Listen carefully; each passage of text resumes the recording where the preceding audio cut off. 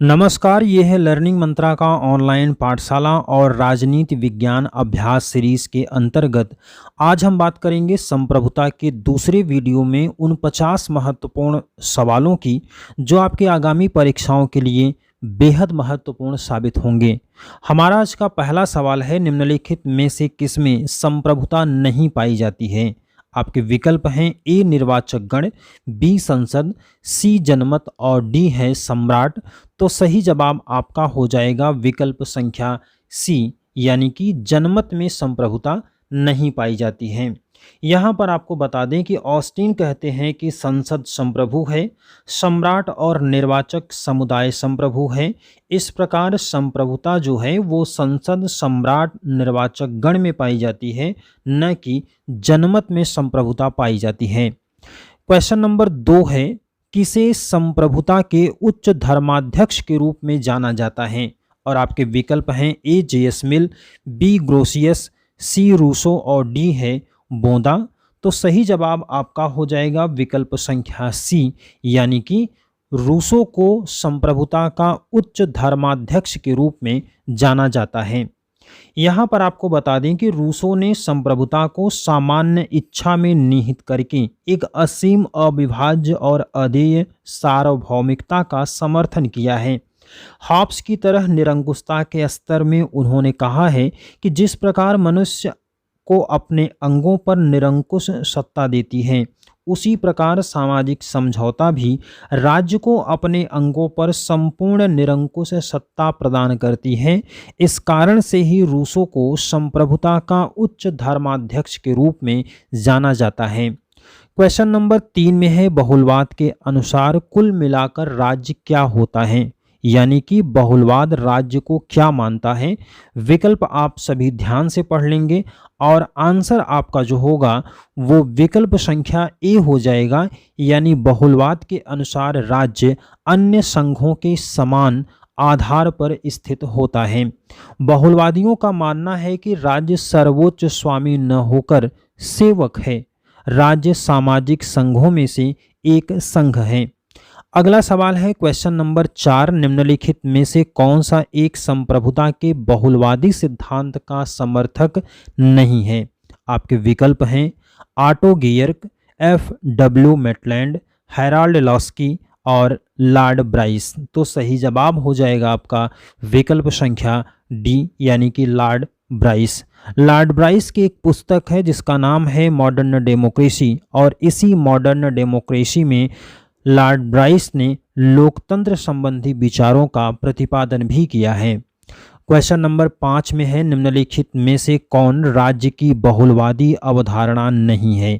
आपके विकल्प हैं राज्य विधि संस्था है, बी है राजनीतिक कार्यों की रचना करता है, सी एकत्व परक संप्रभुता की अवधारणा है और डी राज्य विधिक व्यक्ति है और अधिकारों की रक्षा के लिए अस्तित्व में है। तो यहाँ पर आपका सही जवाब हो जाएगा विकल्प संख्या सी, यानी कि एकत्व परक संप्रभुता की अवधारणा है। यहाँ पर आपको बता दें एकत्व परक संप्रभुता की अवधारणा एकलवादी संप्रभुता की मुख्य अवधारणा है, जिसके प्रमुख प्रतिपादक ऑस्टिन और हॉब्स होते हैं। अगला सवाल है क्वेश्चन नंबर 6, मानव समाज राज्य के माध्यम से संबंधित व्यक्तियों का बालू का ढेर नहीं बल्कि समूहों का ऊर्ध्वगामी पद सोपान है। यह किसने कहा है। आपके विकल्प हैं ए फिगिस, बी मैकाइवर, सी लास्की और डी लिंडसे। तो सही जवाब हो जाएगा आपका विकल्प ए, यानी कि फिगिस ने इस बात को कहा था। फिगिस ने यह उक्ति, यानी कि यह कथन राज्य की संप्रभुता का खंडन करते हुए कहा है कि चर्च के सामूहिक व्यक्तित्व का अस्तित्व राज्य की कृपा के कारण नहीं है, क्योंकि चर्च के पास व्यक्ति की तरह आत्म विकास की शक्तियां हैं और राज्य को यह यथार्थ स्वीकार करना भी चाहिए। क्वेश्चन नंबर 7 में है, निम्नलिखित में से कौन सा वक्तव्य सही है। यानी कि आपको यहाँ पर 4 स्टेटमेंट दिए गए हैं और आपको सही का चयन करना है। तो पहला स्टेटमेंट आपको दिया गया है, बहुलवादियों का मत है कि संप्रभुता निरपेक्ष है। बी है रूसो नहीं, हॉब्स संप्रभुता को निरपेक्ष मानता है। सी है लॉक और रूसो का मत है कि संप्रभुता सीमित है, निरपेक्ष नहीं। और डी है, हॉब्स और रूसो दोनों संप्रभुता को निरपेक्ष मानते हैं। तो यहाँ पर आपका सही जवाब हो जाएगा विकल्प डी, यानी कि हॉब्स और रूसो दोनों संप्रभुता को निरपेक्ष मानते हैं। हॉब्स और रूसो दोनों असीमित संप्रभुता के समर्थक हैं, इस बात को आप नोट भी कर सकते हैं, जबकि बहुलवादी जो विचारक हैं वो असीमित संप्रभुता का खंडन करते हैं। क्वेश्चन नंबर 8 में है, निम्नलिखित में से कौन बहुलवाद को भविष्यकालीन भविष्यवाणी मानता है? आपके विकल्प हैं ए मिस फॉलेट, बी लास्की, सी मेटलैंड और डी बार्कर। तो सही जवाब हो जाएगा आपका विकल्प संख्या बी, यानी कि लास्की। यहाँ पर आपको बताते चलें कि लास्की के अनुसार पूर्ण संप्रभुता का सिद्धांत मानवता के हितों के साथ नहीं निभ सकता। हमारे अलग अलग राज्य ऐतिहासिक संयोग का परिणाम है, परंतु मनुष्यता के नाते हम संपूर्ण मानवता के प्रति उत्तरदायी हैं। इस प्रकार संपूर्ण मानवता हमारी निष्ठा की पात्र है। इसी संदर्भ में लास्की ने बहुलवाद को भविष्यकालीन भविष्यवाणी कहा है। अगला सवाल है क्वेश्चन नंबर 9, संप्रभुता के विभाजन के विचार के प्रतिपादक हैं। आपके विकल्प हैं व्यवहारवादी, मार्क्सवादी, बहुलवादी या इनमें से कोई नहीं। तो सही जवाब हो जाएगा आपका विकल्प संख्या सी, यानी कि बहुलवादी। संप्रभुता के विभाजन के विचार के प्रतिपादक हैं बहुलवादी। बहुलवादी संप्रभुता की एकलवादी धारणा का खंडन करते हैं और संप्रभुता को विभाज्य मानते हैं। उनका मानना है कि राज्य सामाजिक संघों में से एक संघ है। सत्ता में अन्य सामाजिक समूहों का भी भाग होना चाहिए जो मानव की आवश्यकताओं की पूर्ति करते हैं। क्वेश्चन नंबर 10 में है, राजनीतिक संप्रभुता की अवधारणा का सर्वप्रथम प्रतिपादक था। और आपके विकल्प हैं ए ऑस्टिन, बी डाइसी, सी डिग्बी और डी है ओपेनहाइम। तो यहाँ पर आपका सही जवाब होगा विकल्प संख्या बी, यानी कि डाइसी आपका सही जवाब हो जाएगा। डाइसी ने सर्वप्रथम राजनीतिक संप्रभुता की धारणा का प्रतिपादन किया था और इनके अनुसार विधिवत्ता जिस प्रभुसत्ताधारी को मान्यता देते हैं उसके पीछे एक दूसरा प्रभुसत्ताधारी रहता है जिसके सामने कानूनी प्रभुसत्ताधारी को झुकना पड़ता है। प्रभुसत्ता के इस रूप को राजनीतिक प्रभुसत्ता कहा जाता है। प्रश्न संख्या 11 में है, सेम सवाल है। क्वेश्चन नंबर 12 में है, निम्नलिखित में से कौन संप्रभुता युक्त है? आपके विकल्प हैं ए संयुक्त राष्ट्र संघ यानी यूएनओ, बी है एक संरक्षित राज्य, सी है एक संघात्मक राज्य और डी है एक न्यासित प्रदेश। तो सही जवाब होगा आपका विकल्प ए, यानी कि एक संघात्मक राज्य। संघात्मक राज्य में एक ही भूभाग पर दो तरह की सत्ता रह सकती है। इसे क्रमशः संघ सरकार और राज्य सरकार की सत्ता के रूप में पहचानते हैं, लेकिन इन दोनों के सीमा क्षेत्र संविधान के द्वारा निर्धारित होते हैं। इस प्रकार वहां एक ही राज्य की संप्रभुता मानी जाती है, जैसे अमेरिका और भारत में। अगला सवाल है क्वेश्चन नंबर 13, संप्रभुता के आवश्यक गुण हैं कि वह, यानी कि संप्रभुता के आपको गुण को बताना है। तो यहाँ पर आपका जो विकल्प सही होगा वो होगा आपका विकल्प संख्या ए, यानी कि संप्रभुता जो है वो निरपेक्ष है, असीमित है, अदेय है और अविभाज्य होता है। संप्रभुता की अनिवार्य विशेषताओं में सर्वोच्च, सार्वजनिकता, स्थायित्व, आदेश और अविभाज्य होता है। यहाँ पर राज्य के 4 आवश्यक तत्वों को भी आप रिवाइज कर सकते हैं: जनसंख्या, भूभाग, शासन और प्रभुसत्ता। प्रभुसत्ता एक आधुनिक अवधारणा है। अगला सवाल है क्वेश्चन नंबर 14, यदि संप्रभुता की संपूर्ण धारणा का परित्याग कर दिया जाए तो यह राजनीति विज्ञान के लिए स्थायी रूप से लाभदायक सिद्ध होगी। निम्नलिखित में से किसने यह विचार व्यक्त किया था? आपके विकल्प हैं ए बार्कर, बी लास्की, सी होशियो और डी लिंडसे। तो सही जवाब हो जाएगा आपका विकल्प बी, यानी कि लास्की ने इस स्टेटमेंट को, इस कथन को कहा था। लास्की का मानना है कि पूर्ण संप्रभुता का सिद्धांत मानवता के हितों के साथ नहीं निभ सकता। यदि अपने राज्य के प्रति हमारी निष्ठा हमें संपूर्ण मानवता के हित से विमुख करती है, तो हमें अपने राज्य के आदेश को ठुकराकर मानवता के हित का कार्य करना चाहिए और इस तरह से राज्य की संप्रभुता का विचार निरर्थक ही जाता है। अगला सवाल है क्वेश्चन नंबर 15। बहुलवादी विचारक सामान्यतः राज्य को क्या मानते हैं? तो बहुलवादी विचारक सामान्य रूप में राज्य को क्या मानते हैं?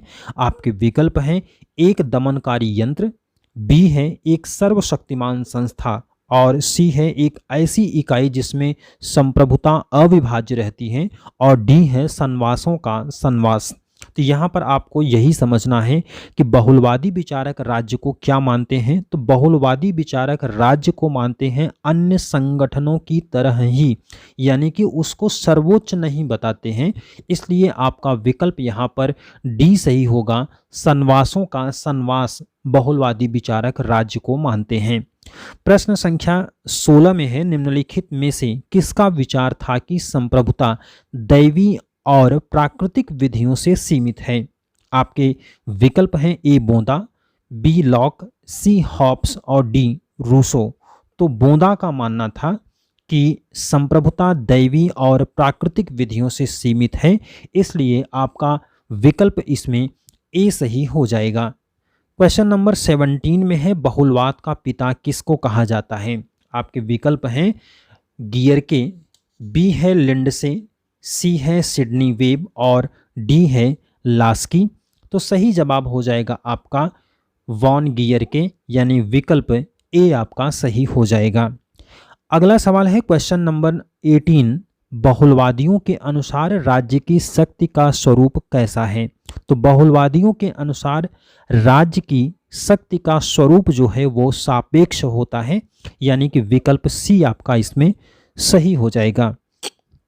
बहुलवादी सिद्धांत के अनुसार समाज की सारी शक्ति किसी एक वर्ग या विभाग के हाथों में केंद्रित नहीं रहती, बल्कि यह अनेक समूहों में बंटी रहती है। चूंकि समाज व्यवस्था के अंतर्गत ये समूह कमोबेश परस्पर आश्रित होते हैं, इसलिए परस्पर क्रिया करते समय ये समूह एक दूसरे की शक्ति को संतुलित कर देते हैं। क्वेश्चन नंबर 19 में है, संप्रभु की परम शक्तियों को औचित्यपूर्ण बताने के लिए निगम की अवधारणा का प्रयोग किसने किया था? विकल्प हैं ए बोंदा, बी हॉब्स, सी रूसो और डी हीगल। तो सही जवाब यहाँ पर हो जाएगा विकल्प डी, यानी कि हीगल। अगला सवाल है क्वेश्चन नंबर 20। लोक प्रभुसत्ता अवधारणा संबंधित है। आपके विकल्प हैं ऑस्टिन से, लॉक से, रूसो से या बोंदा से। तो सही जवाब हो जाएगा विकल्प सी, यानी कि रूसो से। लोकप्रिय संप्रभुता का मतलब होता है जनता की संप्रभुता। यह प्रजातांत्रिक व्यवस्था की आधारशिला है और लोकप्रिय संप्रभुता के प्रवर्तक फ्रांस के रूसो को माना जाता है। अगला सवाल है क्वेश्चन नंबर 21। संप्रभुता के एकलवादी सिद्धांत का सबसे महान प्रतिपादक कौन है? विकल्प हैं मैकियावली, रूसो, बेंथम और ऑस्टिन। तो सही जवाब इसमें हो जाएगा आपका विकल्प संख्या डी, यानी कि जॉन ऑस्टिन। संप्रभुता के सभी एकलवादी विचारकों में ऑस्टिन के दर्शन में एकलवादी अवधारणा चरमोत्कर्ष पर है और इसी कारणवश ऑस्टिन संप्रभुता के महानतम एकलवादी विचारक माने जाते हैं। अगला सवाल है क्वेश्चन नंबर 22। एकलवाद का राजनीति विज्ञान में अर्थ क्या होता है? विकल्प हैं एकात्मक सरकार, विश्व राज्य, केवल एक ही ईश्वर का अस्तित्व या डी संपूर्ण शक्ति एक ही बिंदु पर केंद्रित हो। तो इसमें आपका जो सही जवाब होगा विकल्प डी सही हो जाएगा, यानी कि संपूर्ण शक्ति एक ही बिंदु पर केंद्रित हो। एकलवाद का मतलब राजनीति विज्ञान में होता है। एकलवादी मानते हैं कि प्रभुसत्ता असीम और अविभाज्य है। एकलवादी विचारधारा का सर्वप्रथम व्याख्याकार 16वीं शताब्दी में फ्रांस का जीन बोंदा हुआ, जिसके अनुसार प्रभुसत्ता राज्य की सर्वोच्च और स्थायी शक्ति है। अगला सवाल है क्वेश्चन नंबर 23, निम्नलिखित में से कौन यह नहीं मानता कि संप्रभुता विभाज्य है? विकल्प आपके हैं बार्कर, डिग्वी, लास्की या हॉलैंड। तो सही जवाब हो जाएगा विकल्प डी यानी कि हॉलैंड। हॉलैंड नहीं मानता कि संप्रभुता विभाज्य है। अगला सवाल है क्वेश्चन नंबर 24, संप्रभुता को कानून के नियंत्रण से मुक्त नागरिकों और प्रजा के ऊपर सर्वोच्च शक्ति के रूप में किसने परिभाषित किया था? आपके विकल्प हैं ए अरस्तु, बी बोंदा, सी ऑस्टिन और डी हॉब्स। तो सही जवाब हो जाएगा आपका विकल्प बी यानी कि बोंदा। अगला सवाल है क्वेश्चन नंबर 25, निम्नलिखित में से किस विचारक ने अपनी रचनाओं में संप्रभुता शब्द का प्रयोग नहीं किया है? विकल्प हैं हॉब्स, लॉक, बेंथम और ऑस्टिन। तो सही जवाब हो जाएगा आपका विकल्प बी यानी कि लॉक ने अपनी रचनाओं में संप्रभुता शब्द का प्रयोग नहीं किया है। आपको बता दें कि लॉक ने संप्रभुता के स्थान पर कॉमनवेल्थ शब्द का प्रयोग किया है। अगला सवाल है क्वेश्चन नंबर 26, निम्नलिखित में से कौन संप्रभुता का बहुलवादी सिद्धांत का पोषक नहीं है? आपके विकल्प दिए गए हैं ए लिंडसे, क्रैब, लास्की और हीगल। तो सही जवाब होगा यहाँ पर विकल्प डी यानी कि हीगल। क्वेश्चन नंबर 27 में है विधि के क्षेत्र में अनुचित आदेश जैसा कुछ नहीं है, यह कथन किस बात को इंगित करता है? तो यहाँ पर आपको बताया गया है लोक संप्रभुता, राजनीतिक संप्रभुता, संसदीय संप्रभुता या इनमें से कोई नहीं। तो आंसर आपका इसमें हो जाएगा विकल्प संख्या सी यानी कि संसदीय संप्रभुता। यानी कि विधि के क्षेत्र में अनुचित आदेश जैसा कुछ नहीं है, यह कथन जो है वो इंगित करता है संसदीय संप्रभुता को। यानी कि आपका यहाँ पर विकल्प संख्या सी सही हो जाएगा। क्वेश्चन नंबर 28 में है निम्नलिखित में से कौन संप्रभुता शब्द के स्थान पर सर्वोच्च शक्ति शब्द का प्रयोग करता है? और आपके जो विकल्प दिए गए हैं वो हैं हॉब्स, ऑस्टिन, बोंदा और लॉक। तो सही जवाब हो जाएगा आपका विकल्प संख्या डी यानी कि लॉक। यहाँ पर आपको बताएं तो लॉक जो है वो मर्यादित सत्ता में विश्वास करता था और उसने अपने संपूर्ण ग्रंथ में कहीं भी संप्रभुता शब्द का प्रयोग नहीं किया है। इसके स्थान पर वह सर्वोच्च सत्ता शब्द का प्रयोग करता है। प्रत्येक राज्य में केवल एक ही सर्वोच्च सत्ता हो सकती है और वह व्यवस्थापिका होती है। अगला सवाल है क्वेश्चन नंबर 29 और इसमें आपको दो सूचियां दिया गया है। एक तरफ आपको विचारक और दूसरी तरफ स्टेटमेंट्स दिए गए हैं। इसको आपको मैच करवाना है। तो मैच करवाने के बाद जो आपका सही आंसर हो जाएगा वो हो जाएगा विकल्प संख्या बी यानी कि 1 2 3 4 आपका सही जवाब हो जाएगा। आंसर आपका होगा बी। यहाँ पर आपको बता दें कि संप्रभुता का आदेश ही कानून है, इसको कहा है ऑस्टिन ने। कानून केवल आदेश ही नहीं एक अनुरोध भी है, ये कहा था लास्की ने। संप्रभुता राज्य की सर्वोच्च इच्छा है, ये कहा है विलोबी ने। और विधि निर्माण और उसे प्रभावकारी बनाने की दिन प्रतिदिन की क्रियात्मक शक्ति की संप्रभुता है, ये कहा था विल्सन ने। अगला सवाल है क्वेश्चन नंबर 30, अन्य जन समुदायों की तुलना में श्रेष्ठ है क्योंकि?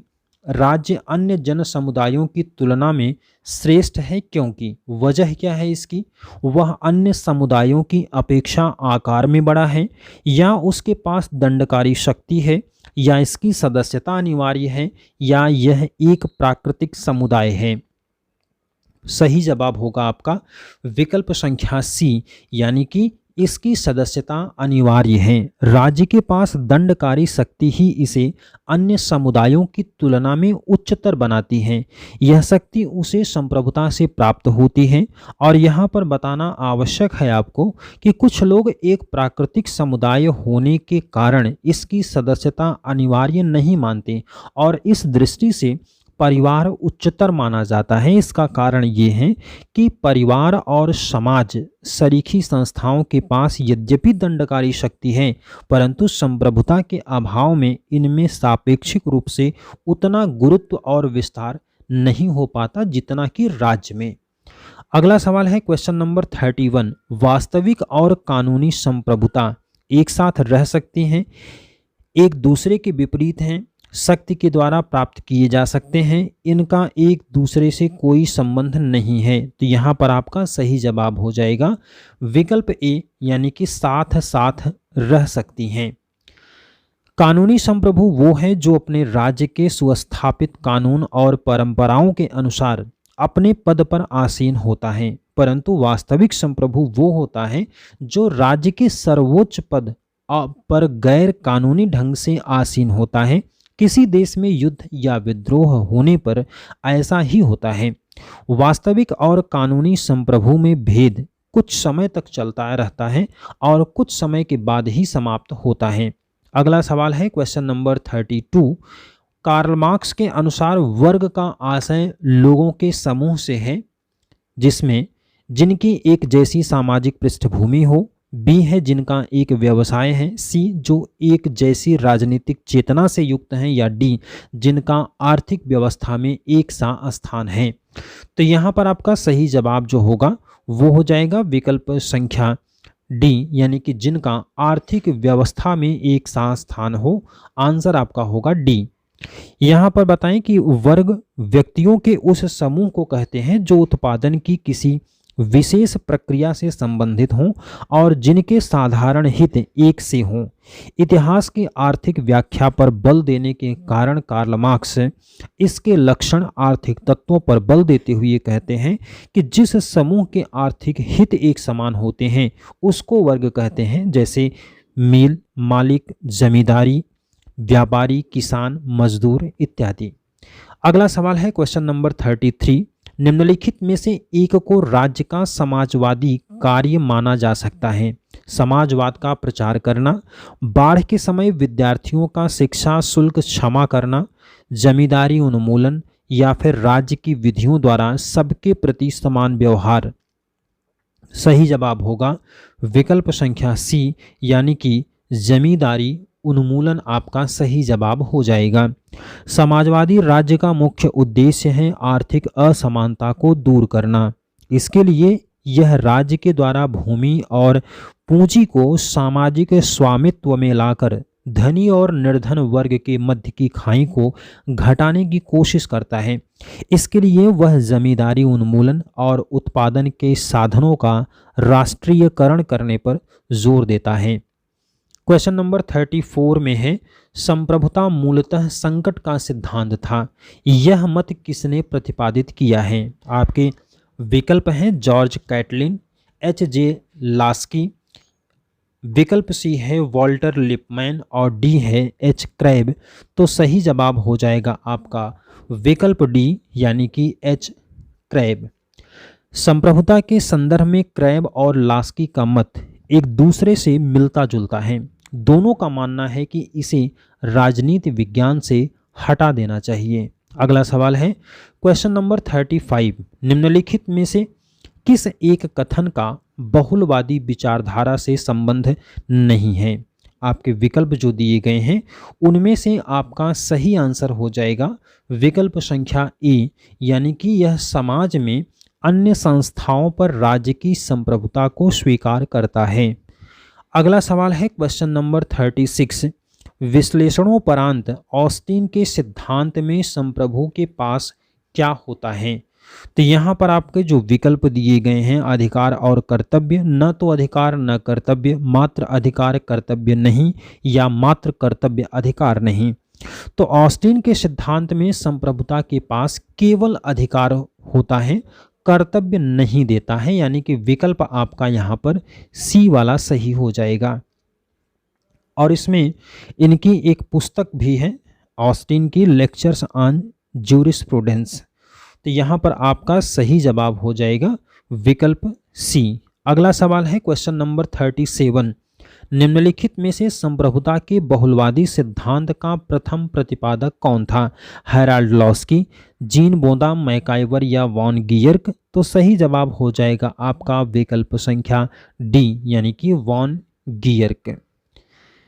19वीं शताब्दी के अंतिम चतुर्मास में एक जर्मन समाजशास्त्री ओट्टो वी गियर्क और एक अंग्रेज इतिहासकार F.W. मेटलैंड को राजनीति बहुलवाद का जन्मदाता माना जाता है। गियर्क ने अपनी पुस्तक के मध्ययुगीन सामाजिक जीवन की खोज की, जिसमें स्वायत्तशासी संघों की व्यवस्था प्रचलित थी। अगला सवाल है क्वेश्चन नंबर 38। जो लेखक राज्य को संघों का संघ मानते हैं, यानी कि ऐसे लेखक जो बहुलवादी हैं, उन्हें क्या कहा जाता है? तो ऐसे लेखकों को हम क्या कह सकते हैं? ऐसे लेखकों को हम कहते हैं बहुलवादी, यानी कि विकल्प जो होगा वो आपका डी वाला सही हो जाएगा। क्वेश्चन नंबर 38 में आंसर आपका होगा विकल्प संख्या डी। क्वेश्चन नंबर 39 में है, संप्रभुता किसी निर्दिष्ट श्रेष्ठ मानव में निवास नहीं कर सकती, यह कथन निम्नलिखित में से किसका है? J.S. मिल का, हेनरी मैन का, रूसो का या G.D.H. कोल का? तो सही जवाब होगा आपका विकल्प बी, यानी कि हेनरी मैन का ये सही जवाब हो जाएगा। अगला सवाल है क्वेश्चन नंबर 40। विधि संप्रभु का आदेश है, यह कथन किसका है? तो ये कथन आपको विकल्प दिए गए हैं बोदा, ऑस्टिन, ग्रीन और हीगल। तो सही जवाब होगा विकल्प बी, यानी कि ऑस्टिन ने कहा था विधि संप्रभु का आदेश है। क्वेश्चन नंबर 41 में है, बहुलवादियों के विषय में निम्नलिखित में से कौन सा कथन सही नहीं है? तो बहुलवादियों के बारे में जो कथन सही नहीं है वो है आपका विकल्प संख्या ए, यानी कि बहुलवादी विभिन्न समुदायों की समान सत्ता में विश्वास नहीं करते हैं। तो आंसर आपका इसमें हो जाएगा विकल्प संख्या ए। अगला सवाल है क्वेश्चन नंबर 42। लोक संप्रभुता शब्द किसके साथ जुड़ा हुआ है?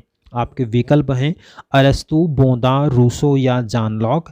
तो सही जवाब होगा आपका विकल्प संख्या सी, यानी कि रूसो। अगला सवाल है क्वेश्चन नंबर 43, जिसमें आपसे पूछा गया है भारतीय संप्रभुता का समुद्रवर्ती प्रसार जलमग्न भूमि तक है, या फिर अगला विकल्प है महाद्वीपीय सिद्धांत तक है, तीसरा है अनन्य आर्थिक क्षेत्र तक है, और डी है आपको भूभागीय समुद्र तक है।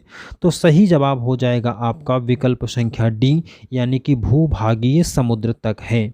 अगला सवाल क्वेश्चन नंबर 44 में है, स्थानीय कानूनों को बताने और लागू करने की स्वतंत्रता। स्थानीय कानूनों को बनाने और लागू करने की स्वतंत्रता अधिकारों को प्राप्त करने की क्षमता और दायित्वों के निर्वहन को अंतर्राष्ट्रीय विधि के अंतर्गत क्या कहते हैं? संप्रभुता कहते हैं, सत्ता कहते हैं, वैधता कहते हैं या फिर राज्य कहते हैं? तो सही जवाब हो जाएगा आपका विकल्प संख्या ए, यानी कि संप्रभुता कहते हैं। क्वेश्चन नंबर 44 में आपका हो गया, क्वेश्चन नंबर 44 में आपका हो गया विकल्प ए, यानी कि संप्रभुता कहते हैं। अगला सवाल है क्वेश्चन नंबर 45। निम्नलिखित में से कौन सर्वोच्च शक्ति शब्द का प्रयोग करता है और संप्रभुता शब्द के प्रयोग से बचता है? तो ये आंसर आपको सही जवाब हो जाएगा इसमें विकल्प संख्या बी, यानी कि लॉक आपका सही जवाब होगा। अगला सवाल है क्वेश्चन नंबर 46। जिस तरह से बिना आत्मविश्वास के व्यक्ति अपने जीवन और व्यक्तित्व को दूसरे को नहीं दे सकता है, एक पेड़ अपने अंकुरित होने के अधिकार को दूसरे को नहीं दे सकता है, उसी प्रकार बिना आत्मविश्वास के संप्रभुता दूसरे को नहीं दी जा सकती है। ये कथन किसका है आपसे पूछा गया है? गैटल, गार्नर, लीवर या सीले? तो आपका सही जवाब हो जाएगा विकल्प संख्या सी, यानी कि लीवर का कथन है ये। विकल्प आपका इसमें सी सही होगा। अगला सवाल है क्वेश्चन नंबर 47।